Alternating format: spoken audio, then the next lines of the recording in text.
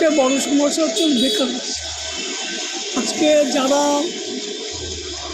Graduate হয়ে বসে আছে এবং বিভিন্ন ইয়েতে পাস করে বসে আছে, তাদের পশ্চিমবাংলায় এখন কোনো কিছু নেই, এবং বিভিন্ন গ্রামে গঞ্জে সবাইকে যেতে হচ্ছে বাইরে।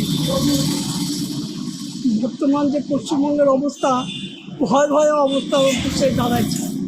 এরপরেও যদি এই রাজ্যে আবার এরা আসে, এটা যে কোন দিকে যাবে এটা কিন্তু কেউ বুঝতে পারছে না। এখন বিভিন্ন কথা বললেই এখন তিনি যেভাবে করছে, তাতে পশ্চিমবঙ্গে একটা পথে চলে যাবে, এটাই আমাদের মনে হয়। বলছিলাম এর দায়ী কে? এর জন্য দায়ী কে? এর জন্য দায়ী পশ্চিমবঙ্গ সরকারের, বর্তমান পশ্চিমবঙ্গ সরকারের যারা আছেন তারা,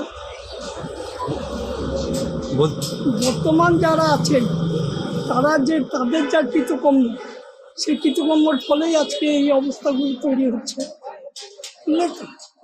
বলেন থেকে দুর্নীতিটাই আমরা বেশি লক্ষ্য করি। যেহেতু এতদিন ধরে আছে, কিছু ডেভেলপমেন্ট হচ্ছে, তার থেকে বেশি হচ্ছে দুর্নীতিটা আছে। সময়ভাবে এরা কাজ করে রয়েছে। দুর্নীতিটায় থাকলেও মানুষের চোখে পড়ার জন্য কিছু কাজও করবে।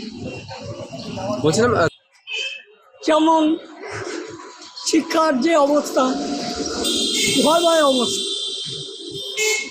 সারা পশ্চিমবাংলার শিক্ষার অবস্থা এখন যে জায়গায় নামিয়ে এসছে, বহুত স্কুল কলেজ সব বন্ধ হয়ে যাচ্ছে, বিভিন্ন প্রমোশনে কোনো চাকরি বাকরি নেই। এই যে সমস্যাগুলো দিনে দিনে আরও বাড়বে, এটা কমার কোনো রাস্তা নেই। এটা কমানোর জন্য কি পদক্ষেপ নেওয়া উচিত বলে মনে হয়? পদক্ষেপ নেওয়া উচিত, সুস্থভাবে যদি পরিচালনা করতে চায় স্কুলগুলোকে, যে স্কুলগুলো এখন বর্তমান বন্ধ হয়ে আছে, মানুষের কাজের গতিটাকে আরও যদি ত্বরান্বিত করতে পারে, তাহলে একটু কিছু আগাইতে পারে। আর এরা যে পশ্চিমবঙ্গ সরকার চালাচ্ছে, এদের সেই দিকে লক্ষ্যটা মানে সেভাবে নেই। আপনার নামটা?